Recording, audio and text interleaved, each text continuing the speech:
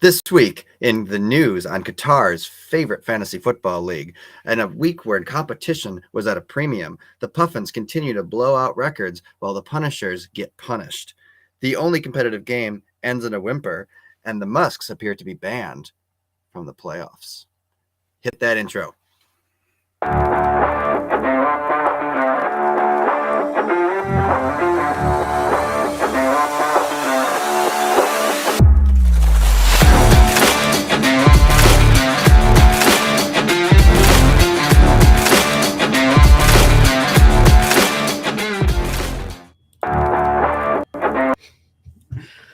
I'm going to get that one of these times. Welcome to the Chuck&DavePod. I'm Chuck. I'm Dave. And this is the pod. What's up, Chuck? How's it going? It's pretty good. Chilly day. It is. Yeah, it was like really nice and mild yesterday, and then all of a sudden it was icy cold this morning. Really windy. Very cold. Very cold. There was a lot of times where the sun was out and there was just big old flakes of snow coming down. It's kind of magical. I don't know if you get a snow bow from that. Snow. Yeah. I didn't get to go out and look. If only they had a fire drill today. No. Yeah, unfortunately. Not in this All right. This was a uneventful week. Pretty uneventful. I would say the favorites won everything, and it wasn't even very close. The rich stayed richer, and the poor got poorer. Stayed poor. But that's what we like here on Make Fantasy Football Great Again. Capitalism at its finest. Capitalism at its finest. Yeah, let's take a look at them. Yeah. So first up, we had the Puffins punishing the Punishers, 152-100. Yeah. Nice to see your team break 100 at least. Yeah. That was a rough all one. my guys. I was going over this, I think, with my dad, and I'm like sitting here looking at this and going, every single one of your players put up double-digit numbers except your defense. I had 3 players in double-digit numbers, and one of them was my kicker. Yeah. Yeah, I mean, that's good. That's good for the kicker. And my quarterback, which is a given double digit, pretty much like you're pretty much guaranteed 10 plus points. And yeah, and then Christian Watson, which I stuck in kind of last minute, but he actually kept me in it somewhat. He could be in contention as a keeper for you if you got him late round, if I think you did. I did. I picked him up on waivers, so you know. That Watson Love connection there next year is going to take off. You never know. You never but know. I mean, it's just like I knew Jalen Hurts is going to score 30 points. That's fine. But like, why is it like, Amon-Ra St. Brown 20 points, Eckler 22 points, Barkley 14 points. Barkley didn't even really play that well, and he still got 14.5 points. Just living the dream. Jonathan Taylor didn't even play that well, and he got 18.2 points. It's just like Jonathan Taylor is the Colts at this point. So, yeah, that's true. I'll tell you, when it comes to it, okay, so St. Brown, I picked him up on purpose because at the end of last year, he was just tearing it up with the Lions, and I kind of figured he'd do it. Nobody else was drafting him. And then Hopkins, nobody had him at all. I picked him up in like week 6 because he was on that suspension. I'm like, why not? Yeah, Hopkins, that was one that kind of flew under my radar, and I was kind of bummed I didn't pick him up because I think that could have changed some of my luck. He's definitely been pretty solid here in the stretch. And I mean, I don't know. I think when you look at the Puffins or the Polecats here, I was telling Andrea about this week, and she doesn't get it. She's glad I'm not losing, so I'm not sad, but she doesn't understand just how prolific this team is in the grand scheme of things. And I tried telling her, I'm like, I'm just trying to enjoy every. I don't. A team like this only comes around every so often for anybody. And then I may never see a team like this again. It's just, I've got like the top tight end. I've got 2 of the top running backs. I've got one of the top 3 quarterbacks. I've got basically the top kicker, one of the top 3 defenses. Only my wide receivers are a little bit weak. Yeah. I don't know. I don't know how it happened. I'm just loving it as it goes by because I know I could very well be sitting at 2-10 next year. It's true. Look at Jordo. You just He's don't the know. champion of the league last year. Yep. You never know when that last win's going to come for a while. And Sam is certainly experiencing that when we get to him.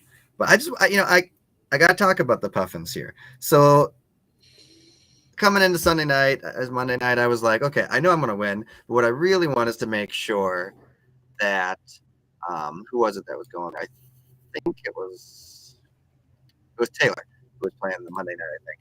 I was like, if he gets 17 points, I think I can get the biggest blowout award again. And he did. So I got it, and that is my 5th biggest blowout this season, which sets the new record for most biggest blowout awards in a season. How many biggest blowouts do you have? That was my 5th this season. Really? Mm-hmm. And if I win again next week, I'll set the record for most consecutive blowouts at 3, because currently 2 is the longest stretch anybody's been on in the biggest blowouts. I also hold the record for the most losses of biggest blowouts when I got 6 of them 2 years ago. So, if you're not having a good year, next year might just be your year. Might be the year. When it comes around. And then I think this is just a crazy stat here. My last 3 games, the Puffins have averaged 157 points. And as long as they average just 86.5 points per game to finish out the year, they'll break the record for most points. That's that's going to happen. It's definitely going to happen. It's just, I don't know. It'll be fun to see it in the record books. For me, maybe not for other people. Probably not for Sam, whose name is getting erased from several records. But yeah, we'll that's see. true. That's true. I won't sit here and just talk about the polecats the whole day, though.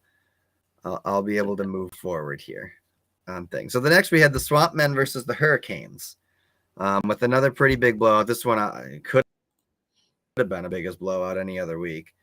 The doomed Hurricane was the Rams having to start Perkins as their quarterback.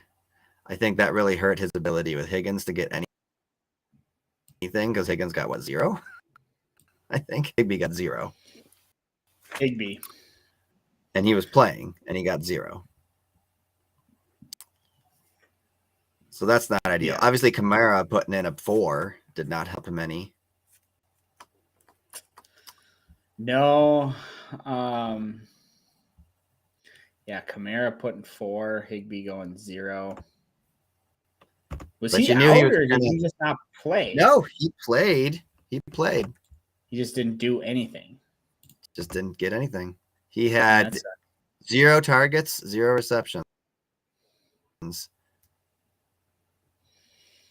Mark Cooper was... Yeah. Yeah, it doesn't help. I mean, Josh had a good... he had a good game. Yeah, and I think last week I said Josh was due for a game again. Yeah, having Miami score 20 is pretty yeah, I think you want to stream anybody who's playing the Houston if you can. I feel like Josh really likes... His entire bench is basically Minnesota players. Or ex-Minnesota players. Cordero Patterson, Adam Thielen, Kirk Cousins, TJ Hawkinson. He's got a really like he really likes the purple people eaters or something like that. So maybe he's just trying to have some evidence that he's not just a fair weather fan this year. He can support the winning NFC North team. Yeah. With things. What did I put here?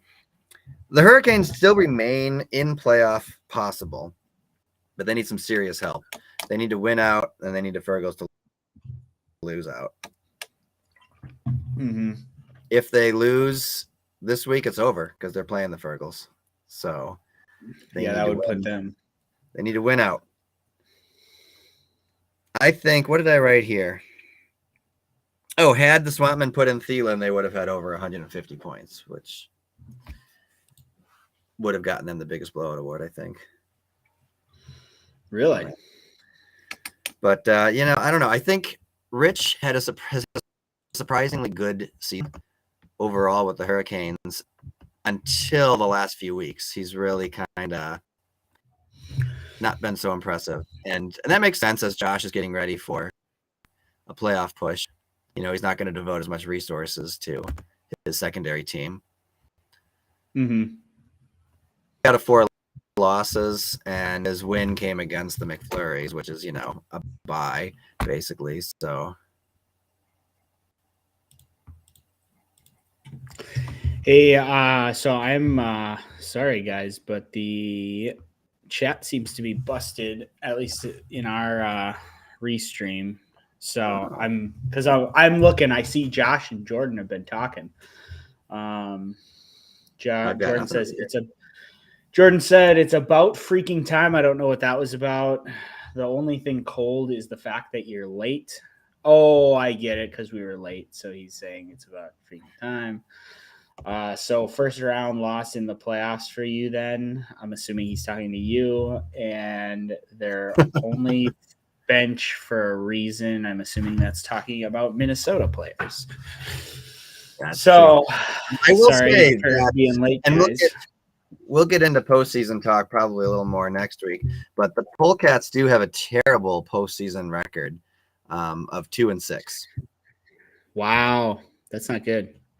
At least in Yahoo. If you expand it to also the NFL, it goes 5-9. But either way, not been impressive when the lights are the brightest.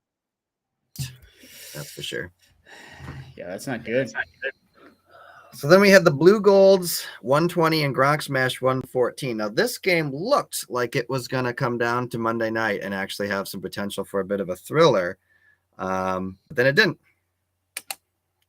Najee Harris went out with an injury, and that ended the game right there. That one, I mean, it was a thriller. It was a thriller. It was close, but you like to see the possibility of it being a thriller throughout the end of it. It was certainly the most thrilling of all 4 games this week. I have an interesting little rabbit hole I went down this week with this one, because it wouldn't have changed the outcome of this game, but the Ravens lost on a Justin Tucker failed 67-yard attempt, which would have set the record for longest field goal. And my thought was, gosh, the way we get points off these yards, what would that have done to the Blue Golds score? And it turns out that had he made that 67, he would have gotten 11 more points, and Justin Tucker would have had 28 points this week. Wow. But I also discovered, and maybe this is just how fantasy football works, and I've been wrong, because when I looked in our settings, I didn't see anything where Grand Commissioner Josh set this or had a choice for it. I always just assumed that, just like, a player scores a touchdown, you get 6 points. 2-point conversion, you get 2 points. I assumed a kicker kicks a field goal, you get 3 points. That is not so. The field goals are based purely off of yardage.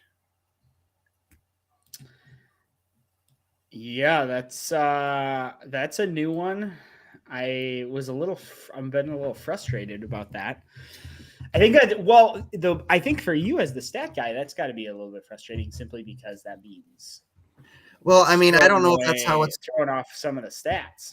I don't know if that's how it's always been, or if kickers are just off the rails. I feel like our kickers in general in this league this year are getting a lot of points. I think the kicker has become a much more valuable player, even though they're very hard to predict. Josh did say, yep, I did set that last year. So last year we had the same setting? Apparently. Oh. But what I have noticed about this year is our defenses have scored a lot less points than usual. I feel like you see more of the below 10 scores.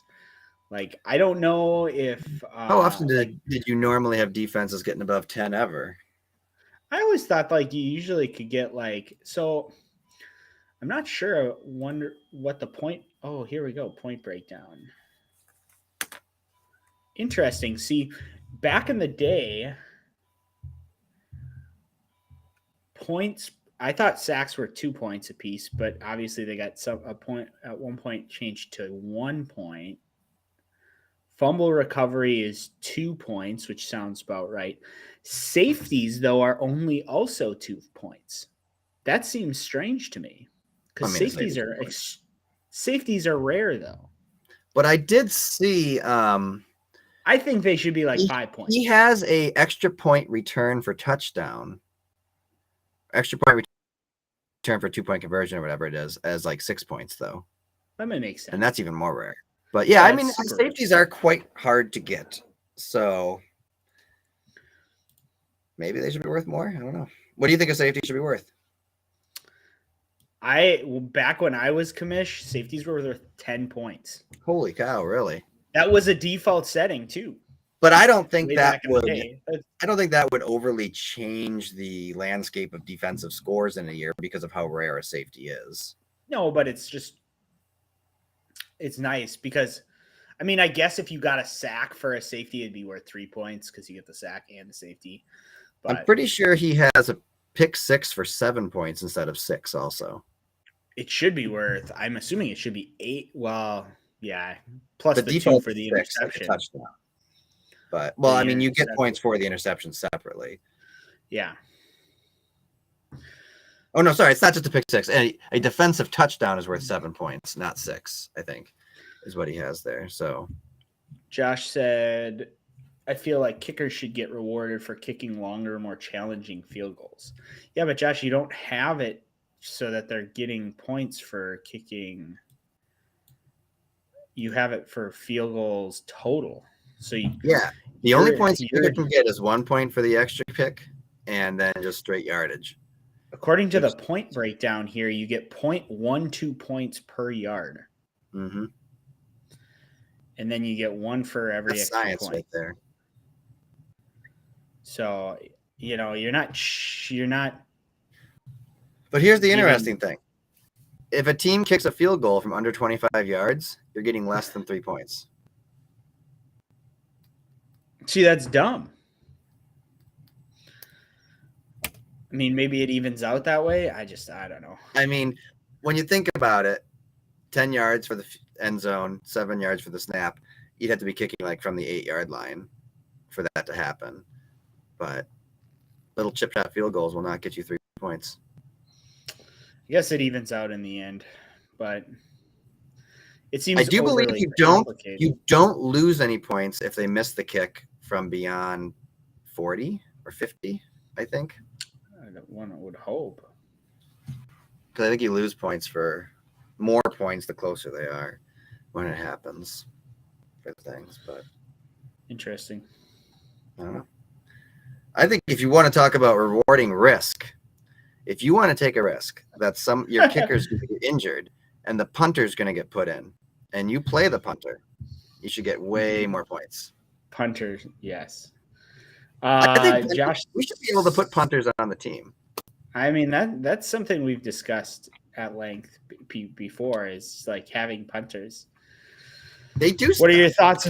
What are your thoughts about individual defensive players? That'd get pretty darn hard.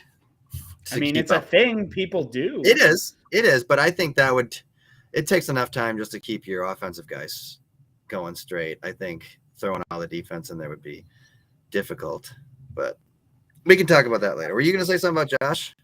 Josh just chimed in, said we should have a points discussion as a group and make it great again. Was it ever? Are we talking like 1950s fantasy football league we want? Is that the great we want back? Yeah, we should have a points discussion as a group. I mean, sure, Josh, we can have a points discussion. See, he's confident saying that because he's got the iRich. Yeah, he does have the Rich program on his side. The commish mode activated. Honestly, I know we live way too far apart, but it would be awesome to get the whole league in one. Oh, that'd be awesome. I mean, it's probably especially for like a draft. Man, a draft. That would be so. Nobody's going to be doing that on Labor Day weekend, but it would be it'd be cool. Some sort of off-season get-together. We could all meet in a central location like St. Louis. Maybe Rich is actually really rich and can actually just pay to fly us all out to like. I got some information on Rich. Did you? I went on his Facebook. By the way, I sent him a friend request last week after the show, and I've gotten nothing back. But wow, Josh hasn't checked it out. He apparently works at an airport in Sarasota, Florida. Really? So I passed this information on to Sam, who that same day had just flown out of Sarasota, Florida. No way. He was probably inches away from Rich. Apparently his boss flies into Sarasota often. That is, are you allowed to say that? Oh, shoot. Bleep it. Bleep it. We'll have to edit. We'll edit. No. Interesting. That is quite the small world. It is. But interesting. So I don't know. I don't know what that means. I think the bigger takeaway is that I haven't gotten a friend request back yet. So my guess is that Rich is a real person who doesn't know who I am because his identity has been used for fantasy football. Probably. It's just the cat. All right, let's keep going forward here. We got one game left. We had the Milwaukee Musk Oxen in a do or die game against the Giraffes. Yep. And they just could not get it done. You know, everything on the line, trying to avoid having that spot of that record for the longest loss streak. And he didn't. So wait, does this make it the largest, the longest losing streak? He has the record for the longest loss streak at 9. And yep, he's at 9. That's killer. He beat Todd's 8-game loss streak from 2019, and he tied the longest streak of any kind because you hold the longest win streak, which is 9 games. I have a 9-game win streak. Yep. Man. Not right now, you don't. No, but not right now, you do not. You know, you kind of wish. What year was it? Kind of wish you had this podcast during those. 2018. 2018, you had the longest win streak, 9 in a row. Did I win that? And you won the championship. Yep. You won it in 18 and 17. Really? 2 years in a row? Sam won it in 19 and 20. And so I guess Jordan needs to win twice in a row too here. He does. Probably Cinderella not. Story. So also back to this game here. The Giraffes had, I believe, a massive performance from their defense. It looked like Justin Jefferson was all back to himself. Mm-hmm. Yeah, 15 on the defense, 23 on Jefferson. Only a 0.3 on the running back there, but it was enough. Yeah, he went out like after the first play. I feel like the Fergals here have been airing towards the more. I feel like they've kind of straightened out the coming out all stronger here towards the end of the year. So I think they're going to be a close watch. Something else for Sam. He's got a bad season, but not bad enough. Because in order to beat the all-time record for least points in a year, he would have to average 36 a game the rest of the year. So that's not going to happen if he's trying to win. But that's for a 16-game season. So if he's trying to break last year's low score, which is currently the 17-game low score, he only has to average 95.8 per game, which he very well could do. Interesting. So he may end up with a record there on that. Now, what do you do if you're Sam? You're completely out. What do you do the rest of the year? If he loses out, he ties the record for worst record in a year with 2 wins, which was set by Todd also. What are you playing for? I don't know. I mean, you play for pride. Pride. You're getting the last pick, so it doesn't. I think really you play to get some momentum going. I don't know. Josh says he would become a seed ruiner, but the seeds are kind of set. Like we were before the podcast, Josh. Chuck and I were talking about like this is kind of the worst year to start a podcast, just because it's been like we're 3 games out and it's pretty much set in stone. Kara's the only one that's kind of if we're looking at the playoff picture, the only thing we're really talking about is seeding. Rich is the only one that really, technically, Dave and Jordan could get in by winning out with Fergal's losing and getting massive amounts of points. Mm-hmm. Effectively out. Rich needs to win out with Fergal's losing out. I have considered bribing Kara to just tank her team, and so I would end up getting higher. No more tank gate. No more tank gate. Oh, that reminds me, tank gate. Thankfully, my biggest blowout record eliminates one that has been tarnished by Tankgate, because the current record was 4, which was tied, and I believe one of them was Josh beating you when you tanked last year to get the biggest blowout, because of course you get the biggest blowout when the opponent gets 0. And so now we don't have to have that asterisk on that one anymore. Oh, that's good. It's good. Time heals all wounds. Time heals all wounds. Okay, I tanked simply because there was no stinking way I was not going to take the last seed. This just wasn't going to be happening. What we got on the agenda here is you talked about possible rule changes. This is as good a time as any to talk about draft order decisions. I don't know if we do anything this year. Maybe it's too late. I don't know. I think that there's plenty of time to do stuff. Josh, the commissioner, he's watching right now. So, I mean, this could be he's always watching. He's always watching. 1984. Yep. Interesting. Good. We've floated some thoughts before. So we've talked about I think the simplest method is the seeds are set. At least the bottom 4 seeds are set once the season ends. So that means once the season's over, the last seed, the person in last place gets the first pick in the draft. The person in second to last gets the obvious second, and so on and so forth. Mm-hmm. You get your first 4. And then based on the non-consolation bracket and then the top 4, they obviously, depending on where they fall, is where they get to pick. Now, the biggest downfall of that one is technically you could lead to tanking earlier in the season. At the end of the season, if it's close, you're not in for playoff position, but you're trying to race to. Now, this year, that's not an issue. But if it was Sam was above and it was you and Jordan both sitting tied right now, but not really a chance of the playoffs, you might be thinking about how can I get it down there. I don't know how much the first pick really matters in the draft overall, but it's a nice pick to have. That's for sure. Yeah.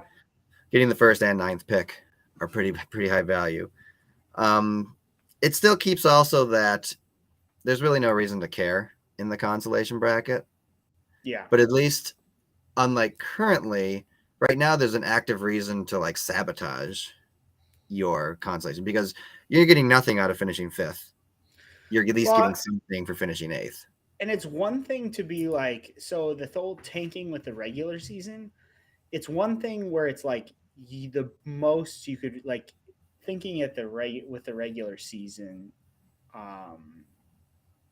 even winning, maybe if there's 2 games left, which usually solidifies everything,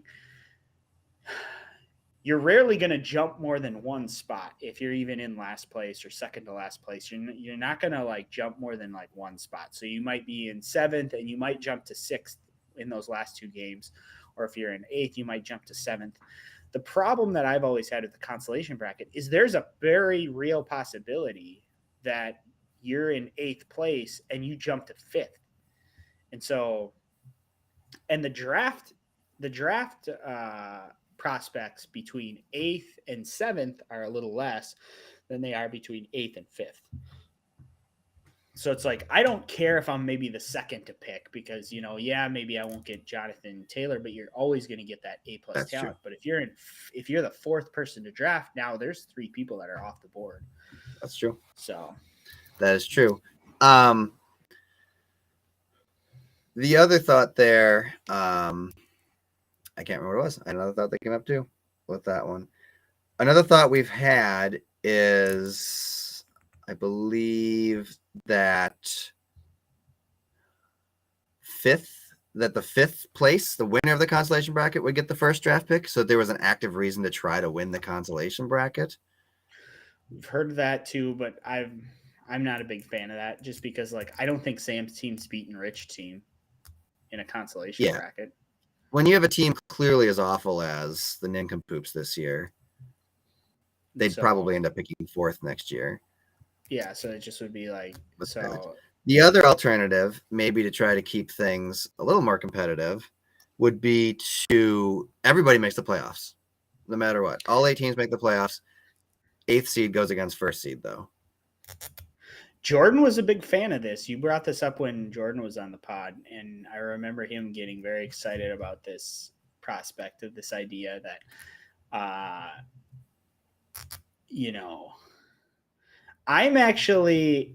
I'm a little bit of a proponent of maybe not going that far, but making it a 6-game playoff. So just 2 people get left out.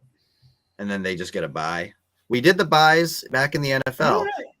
Back in the NFL.com ones, when we had a 10-team league, the 8 people got in the playoffs, and the bottom 2, because it was a 3-week playoff then, the bottom 2 had a bye 2 weeks in a row and then played the final week for last place. And then when it was a 12-team league, they buyed the first week and played the last 2. So that's why when you look at overall records in people's stuff, not everybody who's played every year has the same number of games played, actually. Yeah. Jordan just chimed in and said he loves but that's an interesting thing because the 6th one is kind of interesting because, and I think I like both. The 8th one's interesting because honestly, 8th and 7th place, or the 6-man one is interesting because 8th and 7th place are usually on a tier of their own, or at least 8th is. Whereas 5th and 6th could potentially make something happen in the playoffs if they just got in. Mm-hmm. But and then I do because the bye would go to the 1 and 2 spot, right? If it was a 6-game playoff, no, or 16 playoff. Oh yeah, 6 teams. Yeah, I guess 1 and 2 would get a bye, so it'd be 6 against 3. It'd be 6 versus 3 and 4 versus 5 for the first week, and then those winners would go up against 1 and 2. So it would be a 3-week playoff. So then our regular season would have to get cut short 1 week. Yeah, but which we've done before. The NFL ones were 3. Yeah. The thing about the 8 one though is that even no matter how bad off you're doing, you have a chance, which really keeps you trying to push towards the end, picking up anybody on waivers you can. Probably 8th seed is losing to the 1st seed. The difference between top and bottom teams is not usually something that's going to change. If it does, heck, that's a story. The 1st seed getting knocked off by the 8th. I kind of like this, and then we may have to create a voting thing in Discord, but could we change it in the middle of this year? I doubt it. No, because I think you have to wait for next year. Playoffs would have to start next week then, because it would be a 4-week playoff. That is true. So we would have to wait till next year. And that feels better to not just be like, I get Sam in the playoffs. Sort of a thing here. But it's an interesting thing. Usually 8's going to lose, and then they would end up going against probably seed number 5 or 6 in the next game. You could still end up with the same issues after they lose the first game. Maybe they just want to tank it away and try to get it. I don't know. But maybe you do a lottery for draft pick. I guess if you just had the draft be random, then nobody would ever have a reason to tank. You could always do that. I mean, you could always do, dude. I mean, granted, you'd always get probably first place, but like I've heard of leagues who do like contests to see who can get the first seed. So you do like, I mean, we're so separated, so we can't like get together and do anything like intense, but we could do like a Mario Kart race or a Smash Bros tournament or a Don't starve. Halo. Chuck's getting last every time. Oh gosh, I don't do shooters. I would not vote for that one. I mean, you could do a lottery system where the team that finished 8th gets 8 in the tank, and then 7, 6, 5, 4, 3, 2, 1. So the NBA method is that's how the NBA works. Although it feels right to me to always have the champion pick last and to set the play. If you did 4-player playoff, it makes sense to have them be reversed order. Well, and it does cause things like, Jordan not probably making the playoffs. Yeah. So, I mean, things to think about there. I don't know. I think I like the 6 or 8. The only thing I would be I don't think you need 4 weeks to do the 8. Because 1 week it's down to 4, 1 week it's down to 2, and then the championship. Yeah, you're right. It would be 3 weeks though. Yeah. Because that would be still 3 weeks. Yeah. So things to think about. I think I wrote one other thing down because you had written rule change. Oh, the warmer thing. So we had I don't know that this is this year, but maybe that's just because I'm winning. But we've talked in the past about how a lot of times there's a team that has a really good quarterback, and then they have another really good quarterback sitting on the bench, and they never use them. Mm-hmm. Yep. And it's just like the people who are trying to do something just can't get that person, but they're just being held out of reach. And maybe that's just part of the game. But we've talked about maybe instituting some sort of thing where if you have a player on the bench 4 or 5 weeks in a row, you have to drop them. Yeah. Or something. Unless they're injured. Yeah. Just to try to keep the parity going. I think that might have happened this year. I think me trading Burrow to you kind of helped that. Yeah, I think so. And I think I'm really interested to see how the draft works out with that, with our trading draft picks. That's true, because I'll have 2 7th round picks and you'll have 2 15th round picks. 15th round picks. That means if I do decide to take Christian Watson as a keeper, then I would only lose one of my 15 round picks. So I would we came to the agreement that a free agent pickup goes as a 14th round. Was it 14th? That was a concession that Rich was willing to go with as being the absolute last round. That's true. But still, you would lose your 14th and you'd still get 2 15th, basically the same value at that deep in the draft. Thing. So it would kind of I like the bench warmers thing. I don't know how you would actually like police it though. Like it's you not would really have to have like if a person refuses to drop a player. We'd have to have a spreadsheet of like all of people's players and just like insane, like, okay, just so and then it's like we can barely get everybody to change their team name. It'd be like, at what level do you care? Like, okay, you got what do you got here? Leonard Fournette sitting on the bench. He hasn't really been lighting things up. Does anybody really care if he's available or not? Yeah. I don't know. It could almost be something more like if somebody wants, they could like lodge a complaint and be like, oh, this person sat on this guy. I want it to be available. They should drop it. And then we can look back and see if they've been on the bench. And if they have, rather than actually like saying, hey, you have these 3 players you got to drop this week. Yeah. But again, how can you afford? If somebody refused to, what are you going to do? I was hoping, unfortunately, I think our trade happened a little too late in the season, but I was hoping like our trade would like get other trades going. Get other trades going. Because it's we saw just get it going. Just today, the Nincompoops tried to put their entire team on the trade block. Seemed like a couple hard passes. Unfortunately, it's fairly Sam to realize that the trade deadline is long gone and that he can't trade his whole team. I'm not sure why you wouldn't want Josh Allen, though. Is that worth it? Trading your whole team? Oh, dude, I would take Josh Allen. I'd take Josh Allen. I don't know if I'd trade my whole team, but I'd take Josh Allen. Well, I've got one last little thing. Well, two last little things I got to know before we start looking ahead to next week. I was looking at records that might be broken, and I was looking, who's the highest overall winner, most wins.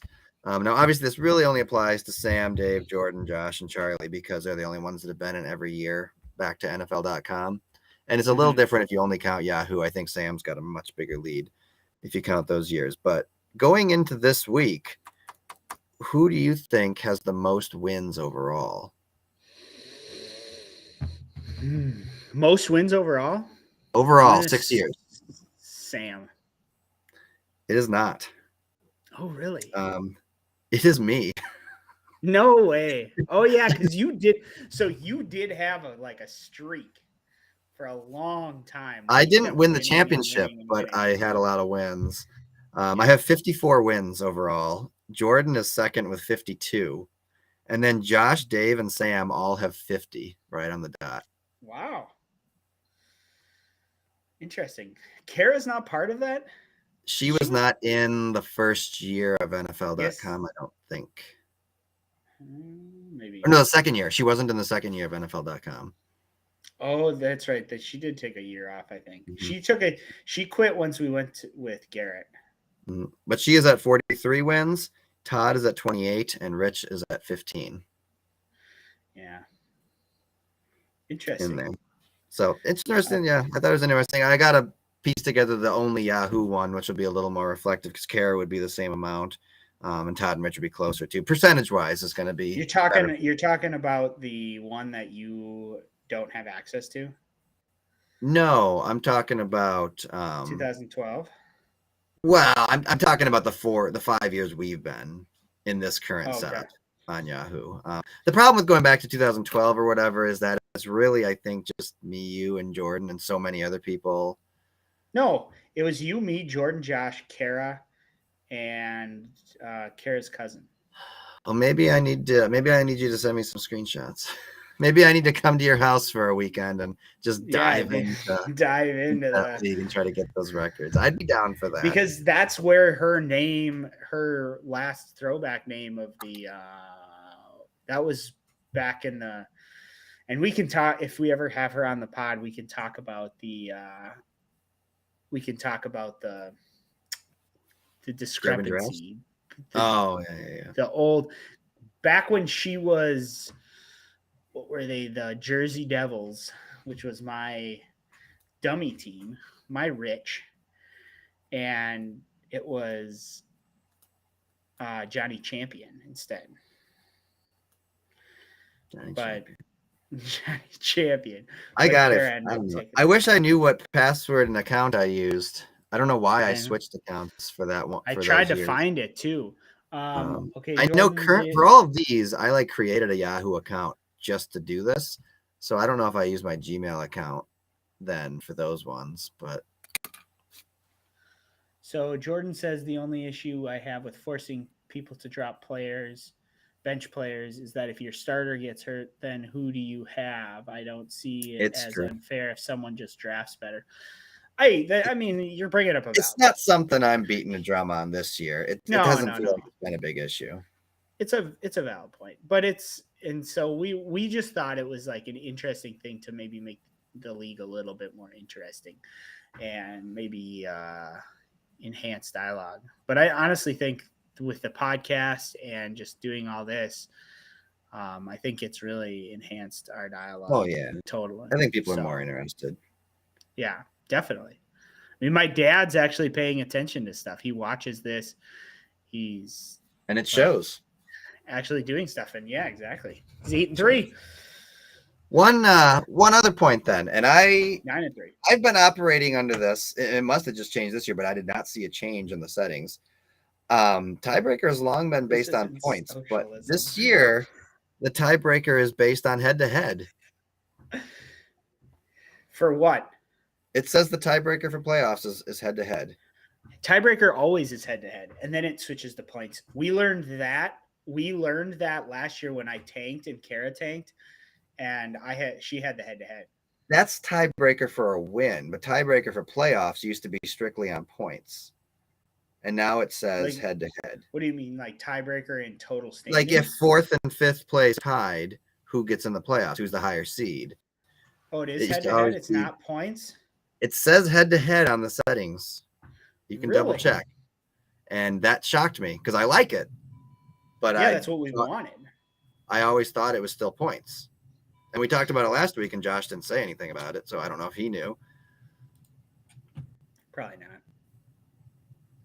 Or maybe I was reading something wrong. But then is the points, because it seems like, well, I would assume points would be next because a lot of teams could go 1-1 head-to-head. Well, yeah, you would be beating the new London Blue Golds head-to-head because you've only pretty much given them their losses. Yeah. Did Jordan beat me? Let's see what Jordan and I's head-to-head. I did lose to last year's champions once already.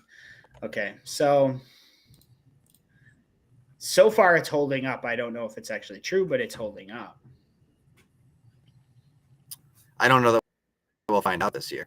No, we'll see.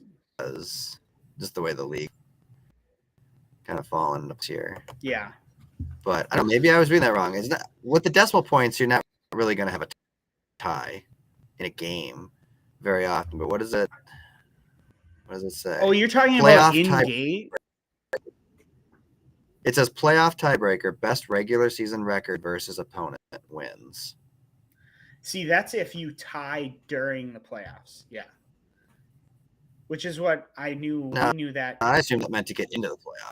No, that's a playoff game. So who's going to tie? Who tie in the playoffs? So seeding is just based on points, then you think? Seeding is based on points. It has to be. Well, then I continue to say I think it should be based on head-to-head. It should be. 100% should be based on head-to-head. And then secondary, if you split, then points. But yeah, let's see. Scoring type is head-to-head. Best regular playoff tiebreaker. No, yeah, that's a playoff reseeding. It's points.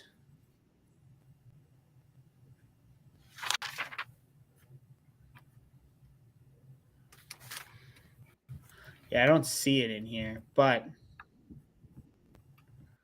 lock eliminated team, roster points, play.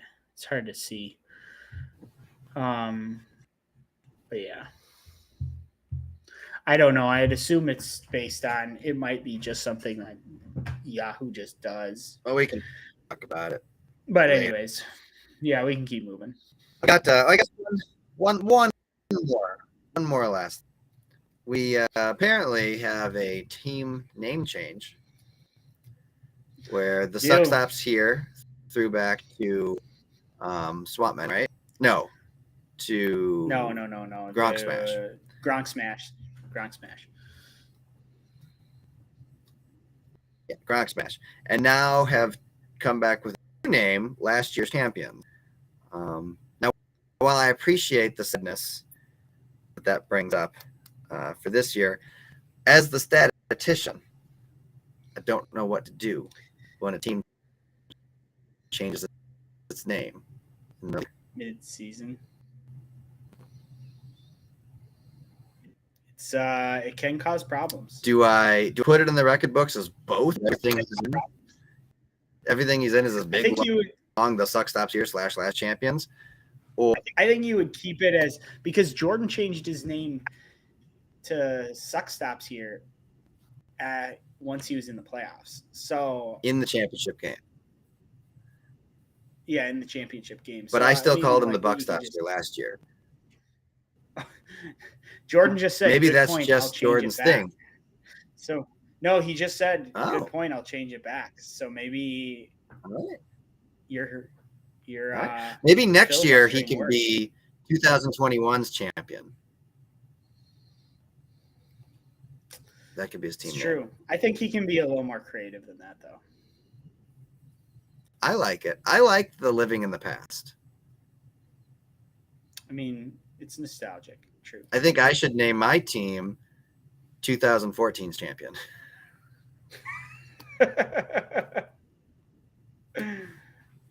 Yeah, that's really. Or I was a 3-time sailboat champion. 3-time sailboat champion. All right, looking ahead. So we've got. Hang on, I gotta grab the stats quick. Absolutely.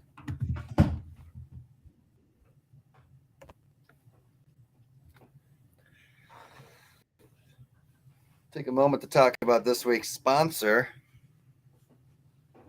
I know I've developed quite a taste for these new vape cigars, and they've been sponsoring us. It's 20% better sleep after your mouth tasting like an ashtray.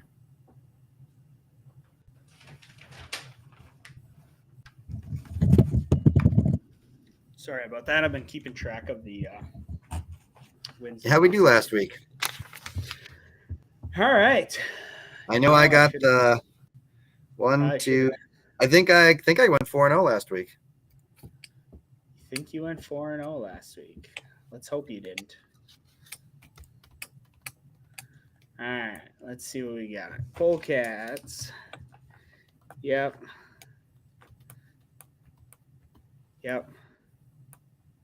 No. Oh yeah, you did. Yep. You did go 4-0. And I went 2-2. Whew, that's going to be a tough one that's a tough hill to climb. What are our totals now? You're 9-3. I'm 7-5. Close enough. There's enough season left. Enough. Ooh, Sex Chat 69.site says best adult dating site 3 times. See, I'm not getting the chats, so I can't see the fun. Yeah, there's some sort of miscommunication. We are going to remove. You know what would be amazing is if we got a sponsorship so that every week I could actually buy gear from my top scoring player's team.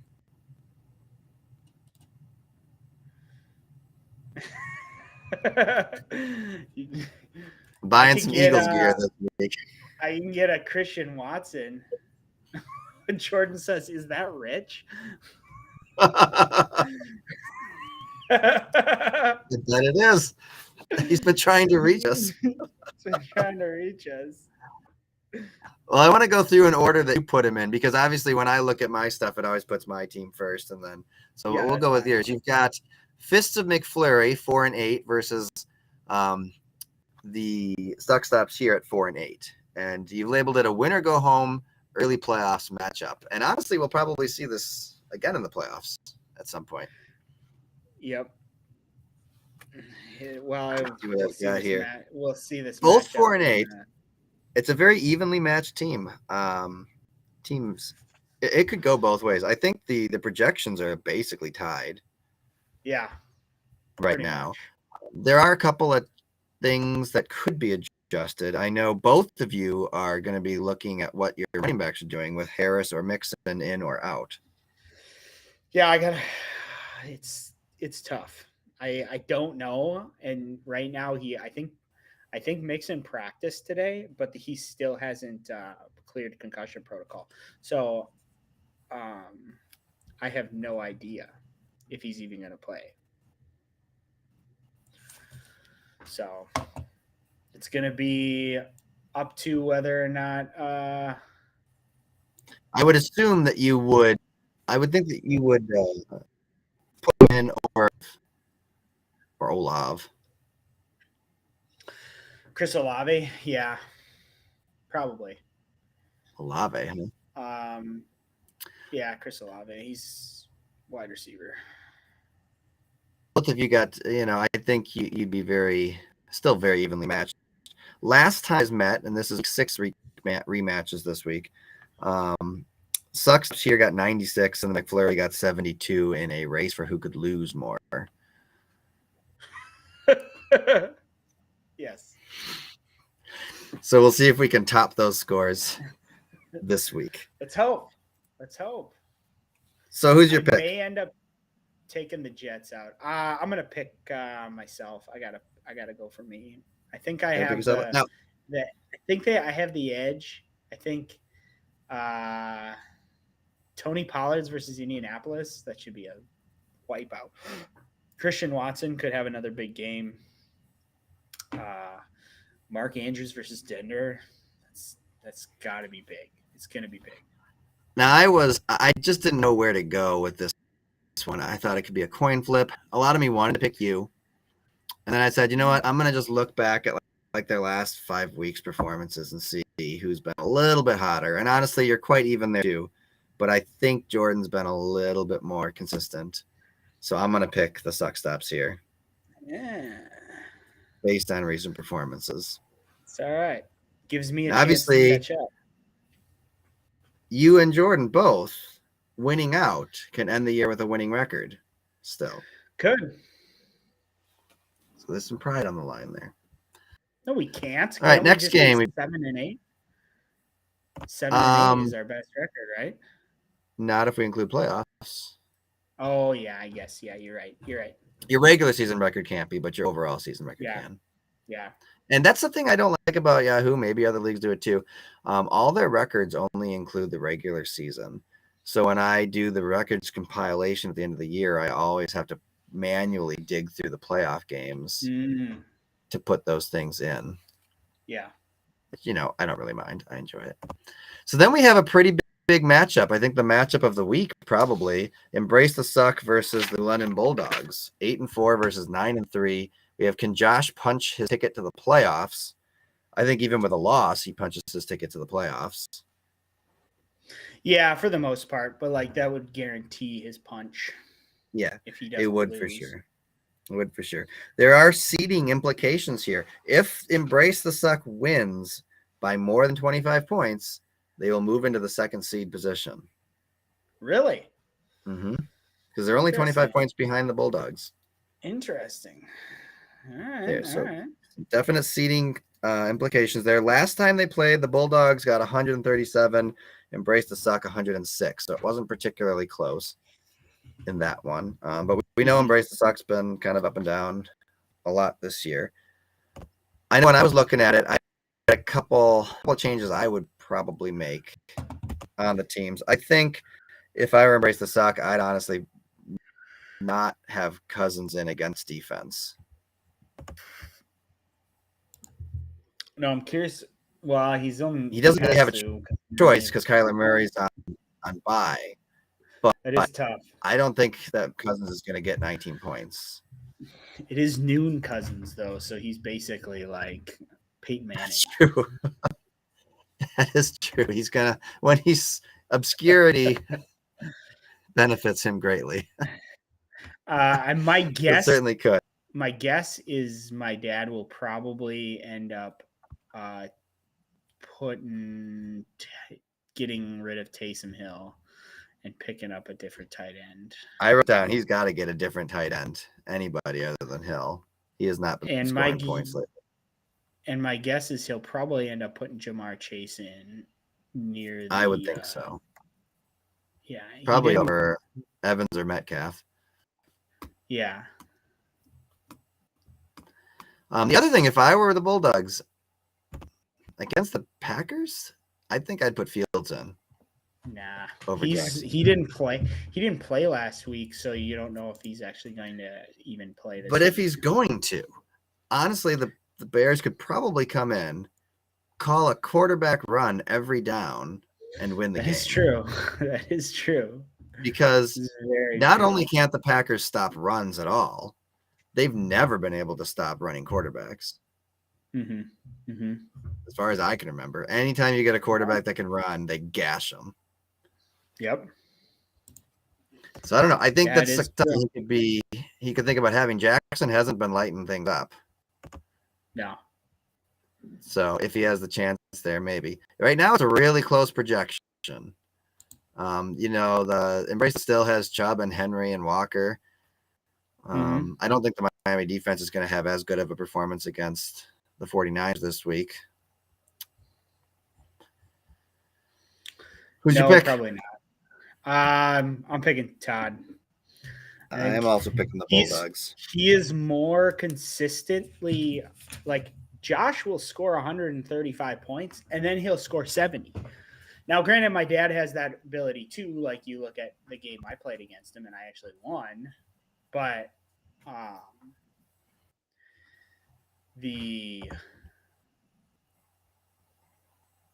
think he has a more consistent team. He has more of a chance to score more points. Josh. Yeah, I am Bulldogs too. I think the team's getting healthy and coming back. He's a little bit and managed to beat teams still. He's been a little lucky playing teams that haven't been as strong these last couple of weeks. But yeah, the last for Embrace the Suck, you got 137, 109, 71, 130, and 147. Yeah. So very up and down versus the Bulldogs, who are at, I guess, pretty much 120, 76, 112, and 90 are the last 4 weeks for the Bulldogs. And he only lost 2 of those there. So I feel like he's getting back, and he's gonna get his 10th win here this week, which would essentially drop Embrace the Suck's chances of getting a top 2 seed out of the picture. Yeah. But I mean, he's pretty much going to be playing the same person. So the seeding isn't usually that big of a deal because if you're I don't know how much you're going to be playing the same person. That's true. But in the record books, it's home field advantage, I guess. No, oh yeah, home computer. Some leagues do a home field advantage, and it gives you like 3 points. Like if you play at, like everyone has like home, so you play at somebody, and if you play at somebody, you get like 3 points. The problem with that, and it wouldn't come into effect very often, but fantasy football is already entirely based on luck. Yes. And if you get to a point where I could have won or lost the game had it been at home or away, that'd feel pretty robbed. I'd feel pretty robbed on that. I wouldn't mind. I've seen it. I wouldn't mind it in the playoffs. Top seed gets a couple points spotted on them. That'd be interesting. It's something I have seen. Not the championship game, because that's a neutral field. Yeah, that's true. So if you start Kirk Cousins, then you lose points. So next up, we've got Hurricane Force wins 5-7 against the Fighting Fergals 7-5. Help us, Rich. You are only hope. I love it. That is, that's me and Jordan's message is help us, Rich. You're our only hope. He needs honestly, to be completely honest, Rich winning this is the only thing that can still make the playoffs interesting. Yeah, exactly. The rest of the year here. If he loses, it's just done. It doesn't matter. Yes. We're just kind of talking seeding, and we've got 2 weeks of just waiting for the playoffs, essentially. Yeah. Gathering stats, and we have nothing to talk about. We will start talking about school lunch programs. Yeah. Well, we'll probably just be talking about drafts for next year. But yeah, I guess so. Early picks. Well, I mean, again, we'll just stuff us full of we'll get Josh on. Oh yeah, we've been fine. We'll never have nothing to talk about. Yeah. Last time they played, the Hurricanes lost with 73 over the Fergals 104. So neither team did particularly well in this matchup last time. But again, it's a big playoff game. If the Hurricanes lose, they're eliminated. If they win, their slim hope continues.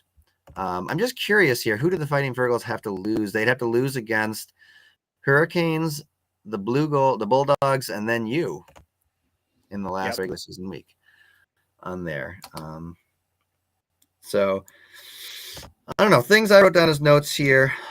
I think that Rich has got to get Cooper in. Yeah, I'm not sure why he doesn't have Amari Cooper in, but I just think Cooper's going to be higher up than who's on the McLaurin. Scary overall. Terry. Scary Terry. And then I also just wrote, which Fergals are we going to get? They have been probably the most up and down team this year. You think so? I think so. I feel like they've been pretty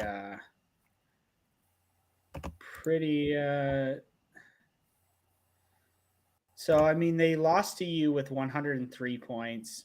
They've gotten 102, 122. So let's just look at the last 1, 2, 3, 4, 5.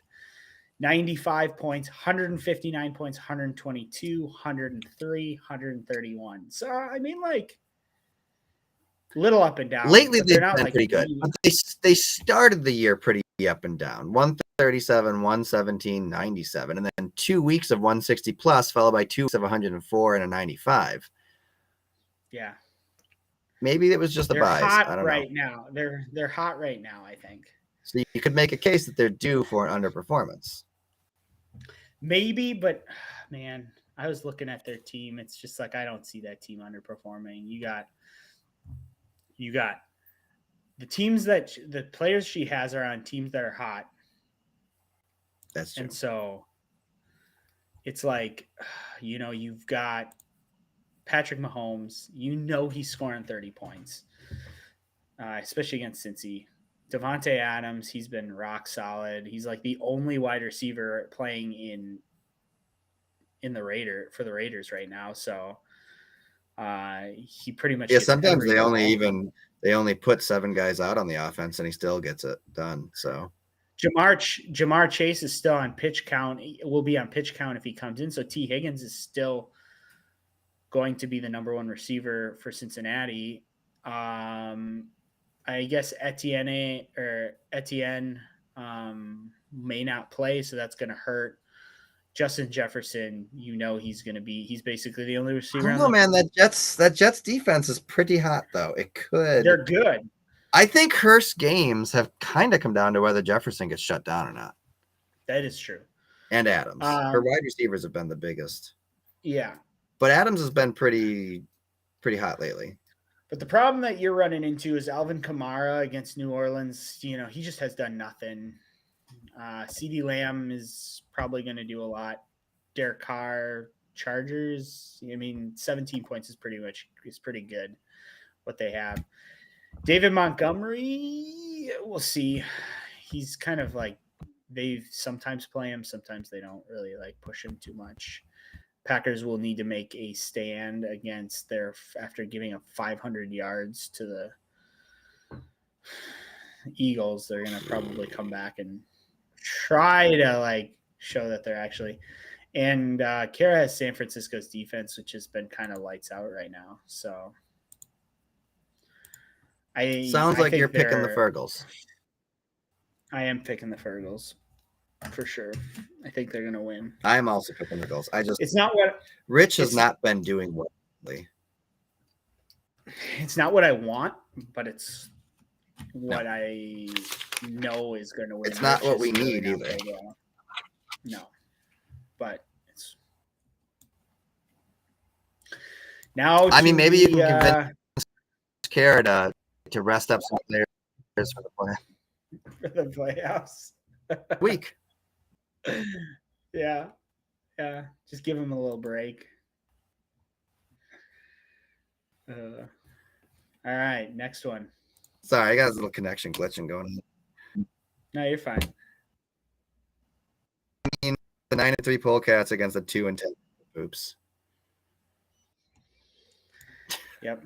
This is why I want to see. This is basically what we would see if we did the all. The all 8-team playoff.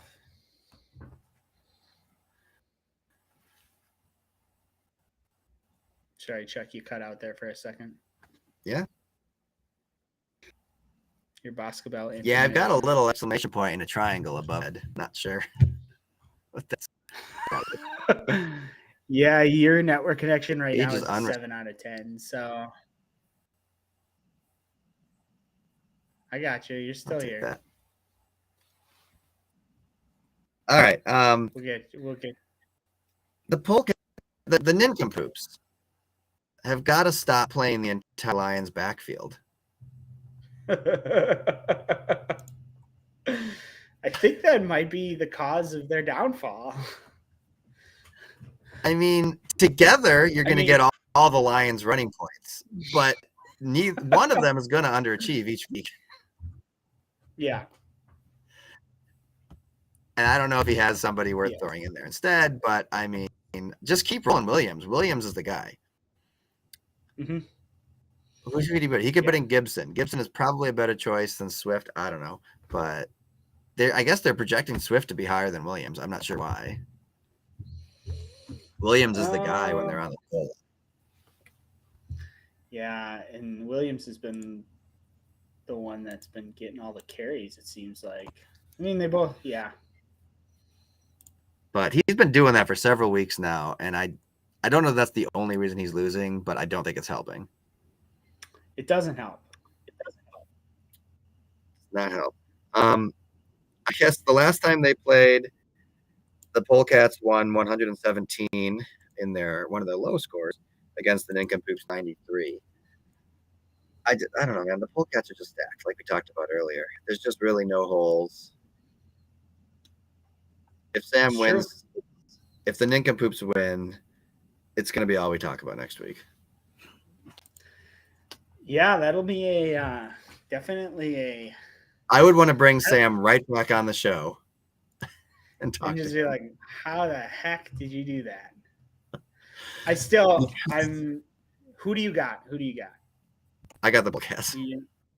All right. Well, just so that because I need to make up some ground, I'm picking Sam. This is not the matchup to do that. I know, but I gotta make my bold move of the week, and that'll be my bold move of the week. It doesn't get much more bold. It doesn't get much more bold. Back in Sam. Come on, Sammy boy. Let me just throw out this stat. Okay. After week 2, Sam's highest score is a 118.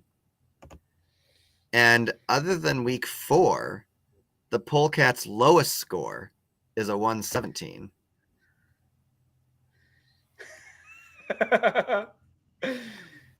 Dude, records are meant to be broken. Stats are meant to be. Stats are meant I mean, to be, I don't want him to have to take a 10th loss in a row. That's just miserable. That is absolutely miserable. Stats are meant to be busted up. So I guess so. We'll see. We'll see what happens. But good luck to the Nincompoops. We'll shake hands beforehand and afterwards and be gentlemen. Yes. About it. I want to just pop a little bit. I did write this down, so I just want to throw it out there. I did look a little into playoff seeding. Obviously, the 4 are pretty well locked in. Maybe something fun will happen if Rich comes through to us. The Polecats will a Polecat win keeps the Fergals out of the first seed. They no longer have the ability to get the first seed. A Blue Gold win with a Fergal loss eliminates the Fergals from the second seed. A Polecat win plus an Embrace loss eliminates their chances at the first seed. And the Polecats will lock in the first seed if they win and the Bulldogs lose. Effectively. Mathematically, no, but effectively, yes. Effectively. So that's a couple things on there. If things go the right way, I think the Embrace the Suck's going to have a little star next to their name. Yeah, for the most part, it should be pretty much a done deal. This one. So I think that takes us to our 4th and goal. 4th and goal. Football thought of the week. Football thought of the week. Man, I don't know. Packers are making me sad, man. They are a factory of sadness this year. But, it's good. But it's interesting. So, just looking at the whole NFL as a whole, especially the NFC, it's been really fun, I think, if you're just a classic football fan, because none of the like favorites going into the season are really even in contention right now. The Super Bowl champions probably aren't making the playoffs. They're probably picking in the top. Well, they don't have a pick, but the Packers, who were thought of as Super Bowl like contenders, are going to probably make the playoffs. The Buccaneers will only make the playoffs because they're in an awful division, but that's still not a guarantee because they're basically almost tied with everybody else in their division. So yeah, it's just very interesting. And the only reason that the NFC East didn't have a favorite is because they just all sucked previously. So nobody. Yeah, but now they're all on top. Look at the Washington Commanders. Like, it's pretty crazy that like the Washington Commanders are going to be in like talks. They're in like the entire NFC East is basically in the playoff picture. Yeah, I think the Seahawks have kind of settled down. But I think on the AFC side, it's almost as interesting, too, because the Jets are right up there. The Dolphins are looking like they could beat the Bills for the division win even. Yeah. You get the Bengals have not been that great, and they're the other Super Bowl team from last year. I mean, Chiefs are pretty. The Titans really are benefiting from a crappy division. It's not like they're an amazing team. There's very few very, very good teams this year in the NFL in general. You got your Chiefs, you got your Eagles, and then everyone under that is flawed. Yeah. Yeah. Maybe we'll get a Chiefs Eagles. I don't know. Maybe. As long as Tampa Bay is not in the Super Bowl, I'm okay. So. Or if they are, I don't want the Cowboys or the Vikings. Yeah, I don't want the Vikings in there. I would. I like seeing different. I like different teams. Honestly, I really want the Bills to finally get back. Yeah. To the Super Bowl. I would love it to be the Bills. I'd be okay with the Eagles, but they did just win it a few years ago. Dude, Commanders. Bills Commanders. That's what I want to see. I don't think Dan Snyder needs a Super Bowl championship. On top of that right now. But, come on. I would love to see Garoppolo win it on the NFC side and then get tossed away to some other team. Probably the Buccaneers. True. But yeah, I think that covers. It wasn't really one thought. It was just kind of explosion of thoughts there. But I think that pretty well covers it. Hopefully next week's lineup is more competitive than this week's. Yeah. Yeah, let's hope. Yeah, it's fun. All right. Don't guys. Thanks. Hit that like button. Yeah, like, subscribe, mess with that algorithm so we get a lot of people coming, a lot more spam porn. Yeah, we'd love some more porn spam. Porn spam to our to the chat. That's always fun. So, all right. Thanks, guys. Till next time. Appreciate it.